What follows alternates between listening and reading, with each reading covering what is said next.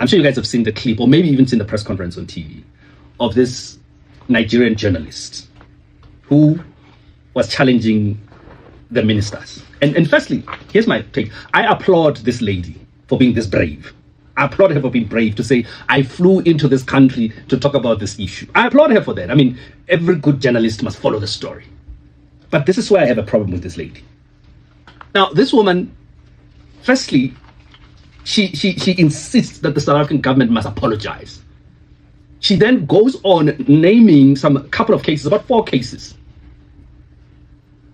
And she even went as far as disrespecting the country and the ministers.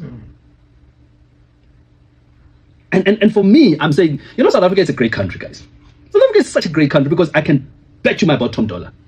Any other journalist from South Africa or otherwise go to Ghana or Nigeria or Zimbabwe and do that and think that you will get that kind of engagement.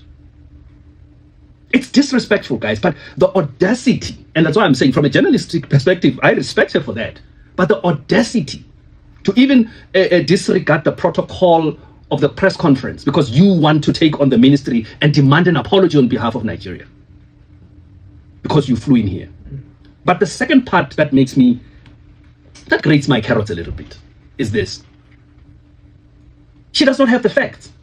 And you know me, I always say, guys, can we argue on facts? This woman says Nigerians are lawyers and doctors in South Africa. Really? I mean, you remember the case of Nwafu. Remember the cases in 2011 of all the bogus doctors, but I'm not going to go there. On the ground, go to Braamfontein. Tell me which are those Nigerian doctors. Go to Sunnyside. Are those Nigerian doctors? They have hair salons. They're opening churches everywhere. Yeah. What do you mean Nigerians are doctors and lawyers? And I understand that she's come here to push a certain agenda, but have facts. Can we argue on facts? And it's rich for Nigeria to do this, and I will keep on saying this. Because go and read a book called Ghana Must Go if you want to know what Nigeria did to Ghanaians. That's all you need. Or just Google it, Ghana Must Go, and it will give you details of how Nigerians treated Ghanaians. And now when they get the same treatment, they cry xenophobia. They even make up things that don't exist. So I'm saying this. From a journalistic point, I applaud this lady for having the balls to stand up and try to fight. But facts, I know facts are boring, but facts are important when we deal with such issues. And I love how the ministers responded to her. But here's my final say on this. If you are still in the country, I'm at 79 Central. Please come, let's sit down and have a conversation. You bring your facts, I bring mine. Let's see how far this conversation can go. It's 12 minutes past 12. Lunch is served. There is no way that woman is a qualified journalist. Absolutely not. There is no way. There's no way. No one can convince me that woman went to school for 4 or 5 years and walked out with a degree in journalism, not with the way that she acts. She speaks with such bias. She's disrespectful. She doesn't do research. The way that she reacted to our minister, you'd swear that we said, and your mama.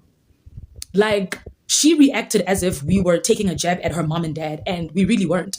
At the end of the day, when South Africans are speaking, we have evidence. We can prove it. We have the statistics to prove it. We've got video evidence. We can prove what we're saying.